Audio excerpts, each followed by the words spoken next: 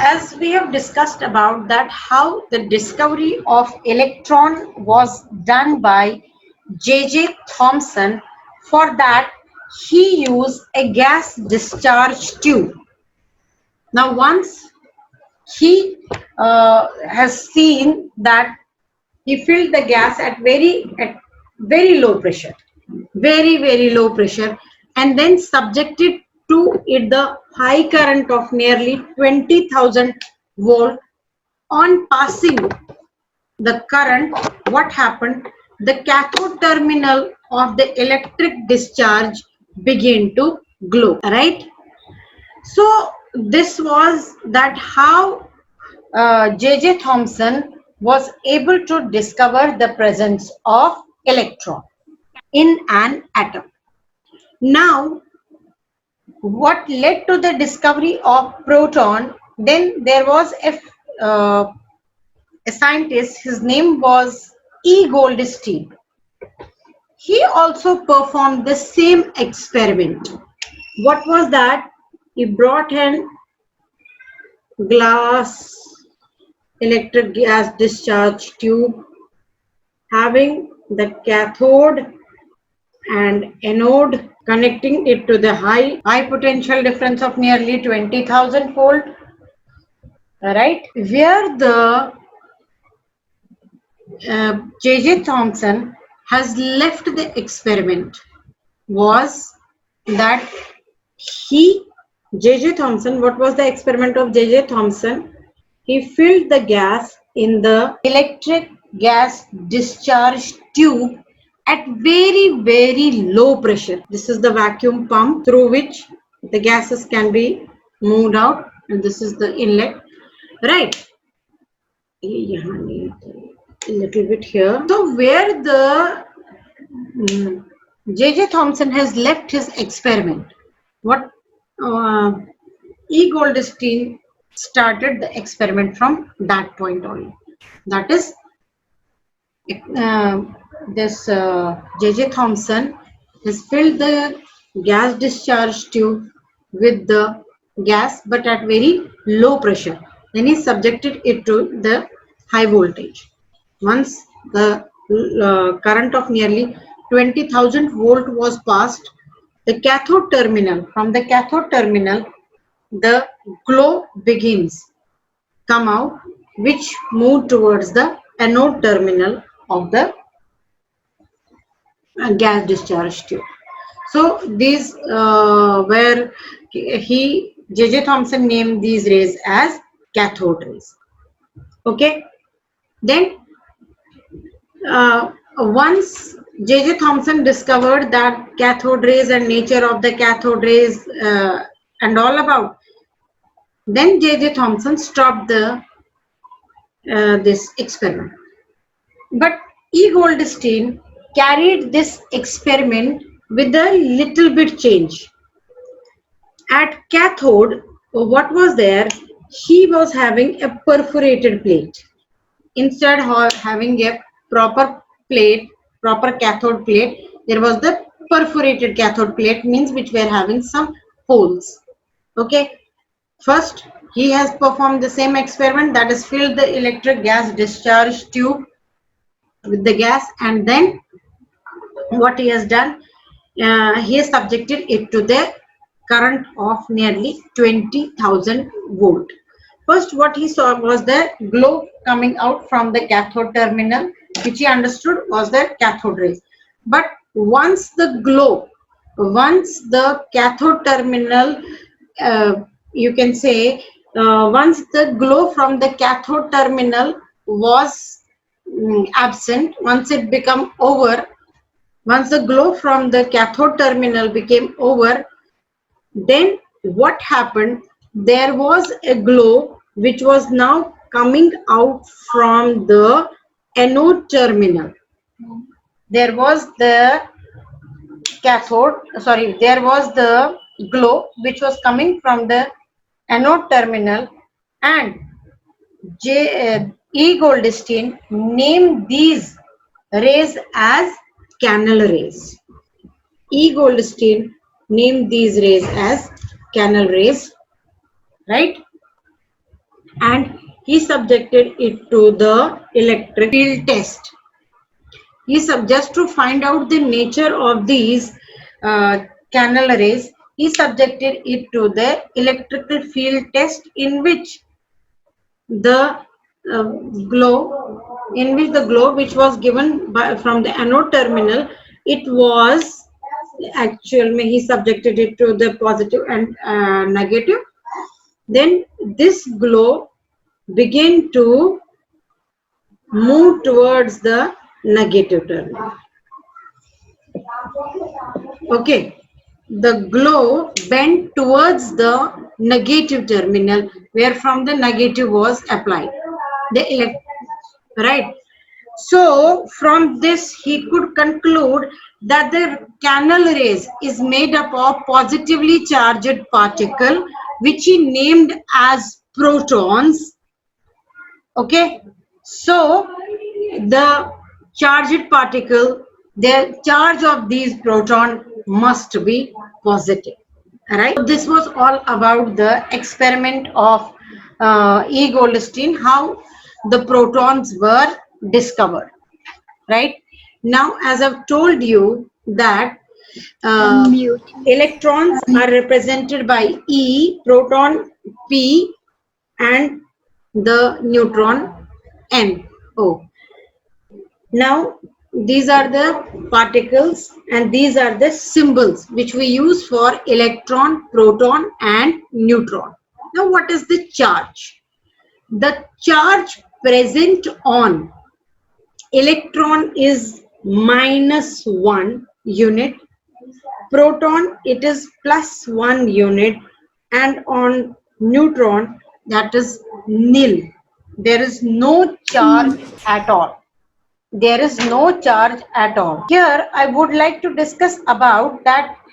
If we consider the charge present on the proton, it is +1 unit, whereas the mass of electron and mass of proton, mass of neutron in comparison with kg is very, very small.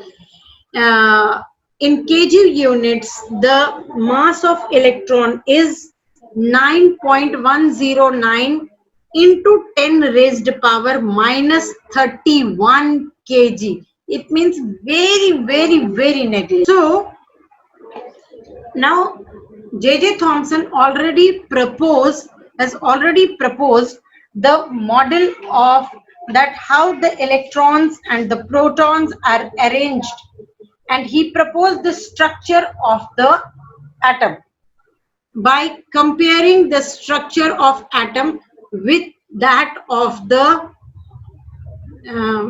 he compared it with that of the let me tell you, he compared it with that of the pudding, where he said that the reddish part of the pudding is just like the positive charges, in which the negative charges are embedded. Right. This was the J.J. Thomson's model of an atom. Right. Then, but there was the limitation of J.J. Thomson's model of an atom. What was the limitation? The limitation was that there was no nucleus present in the Thomson model, plus he was not able to explain that if he compared the structure of atom to that of the watermelon or Christmas pudding, where the reddish part is the positive charge, in which the negative charges are embedded. But once we know that once there is the presence of plus and minus charge, they will neutralize impact of each other. That's what he was not able to explain, that how positive charged particle were shielded from the negative charged particle without getting neutralized. That is, he was not able to explain the stability of this model, which was proposed by J.J. Thomson. Then there was the model which was proposed by another scientist. His name was Rutherford. A Rutherford model of an atom. For that, he performed an experiment. What was the experiment? Let me discuss it with you. But before that, let me stop for a while. For that, first of all, we have to understand that Rutherford performed an experiment, and what was the experiment all about? The experiment was that Rutherford took a very thin gold foil, very thin. It's a gold foil. Okay, Rutherford took a very gold foil.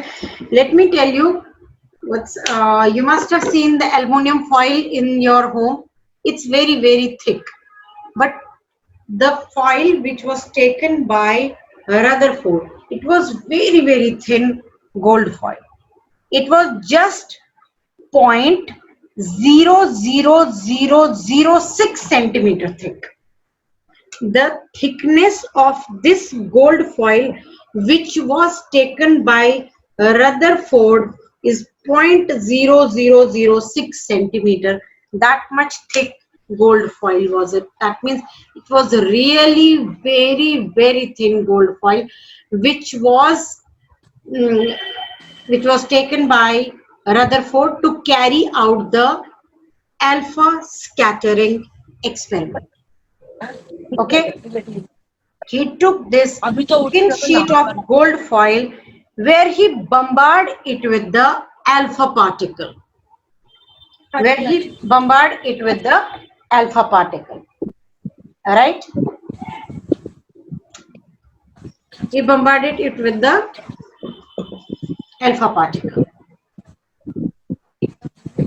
Okay, then he observed about the whole experiment. Once he started bombarding the alpha particle over the gold foil, there was the presence of detector who used to detect the presence of these particles. Now, that what are the particles? I was discussing about that he bombarded it with the alpha particle. This is the gold foil which was just 1000 atom thick. This is the alpha particle and this is the detector which will detect the presence of alpha particle. What are alpha particle? Alpha particle are the positively charged particles. Right? The positively charged particle. Now, what was his observation? Then we will try to find the conclusion of what was the conclusion about this experiment.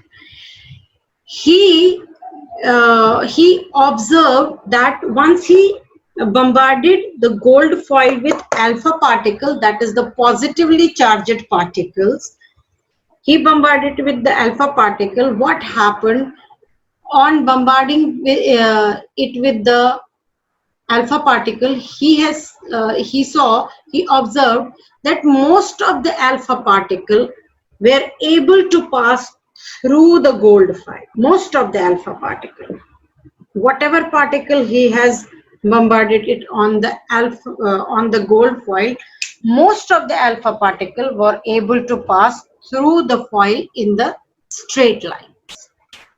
Right? Then second observation was that few of the alpha particles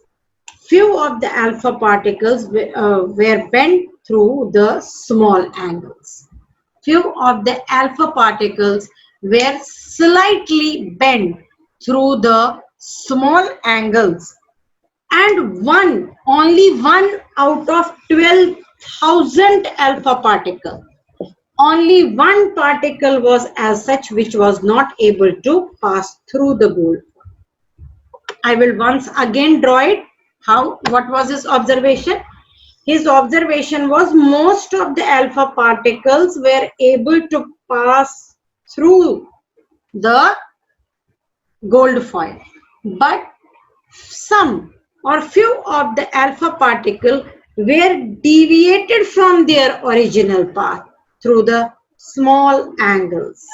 Were deviated through the original path, and let me tell you one thing, only 1 out of 12,000, 1 out of 12,000 alpha particle, it was rebounded on the same path. That means it was not able to penetrate through the gold. Right? Now, what conclusion was drawn from it? The first conclusion which was drawn from the first observation was that most of the alpha particle passed straight, and the first conclusion was that most of the space inside the atom is empty. Most of the space inside the atom is empty. All right. If we consider this circle as atom, so most of the space inside this atom is empty. Second observation was some of the alpha particles were slightly deflected by the small angle. It led to the conclusion that alpha particles approach towards the heavy positively charged core inside the atom. Now, let me tell you one thing. As in electricity, you know what happened to the charges. If we bring plus charge near each other, they will not attract, they will repel each other.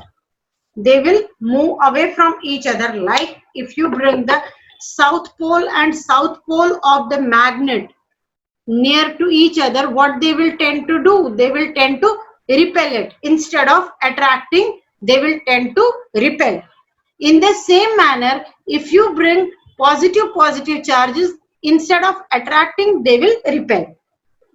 Right? If you bring negative charge quite nearer to each other, they will also repel.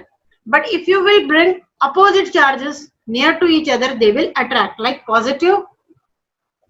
So what was the second observation was some of the alpha particles were deflected from their original path.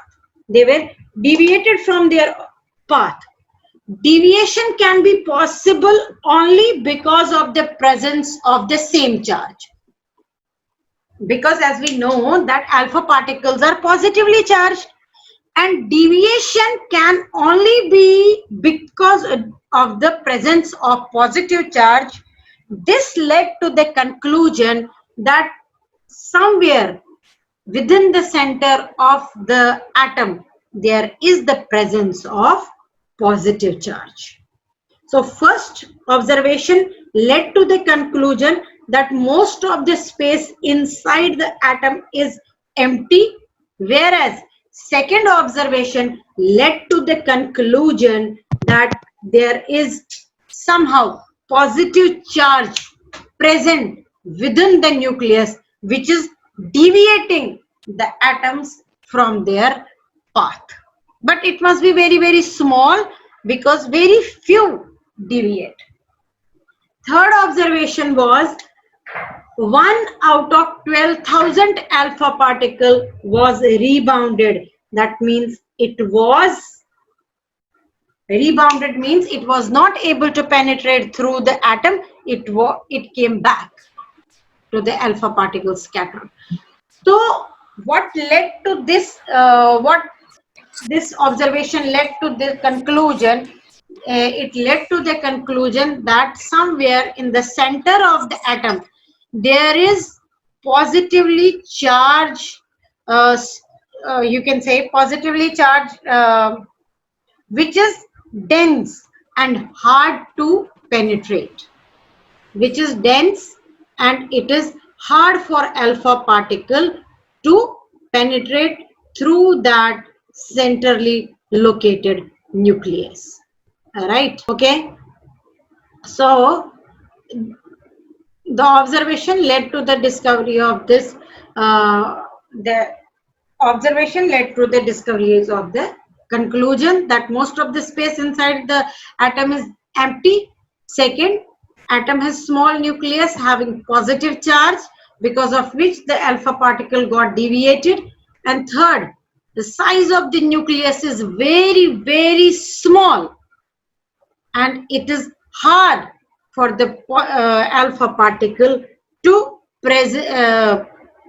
penetrate it, because it's dense and most of the mass of the atom is concentrated in the centrally located nucleus. Right? So these were the observations as well as conclusion of Rutherford. Then on the basis of his observation and on the basis of his conclusion, he has drawn the structure of, he proposed the structure of atom in this manner, that atom comprises of the particles alpha, atom is made up of the subatomic particle, electron and proton, right? Then where the electrons are present, somehow atom consists of the positively charged nucleus which is in the center of the atom.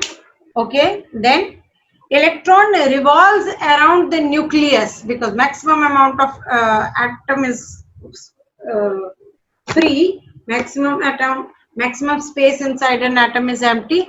So he proposed it like this, that there is centrally located, which is positively charged, centrally located nucleus. Around the nucleus, the atoms around the nucleus, the electrons are revolving around the nucleus in the shells. The electron revolve around the nucleus in the circular path. Entire mass of atom is concentrated within the nucleus, right? And the size of nucleus is very, very, very small as compared to the size of atom. And he also concluded that the number of protons in the nucleus must be equal to the number of electron. That is why they will neutralize each other's effect, and the atom is electrically neutral.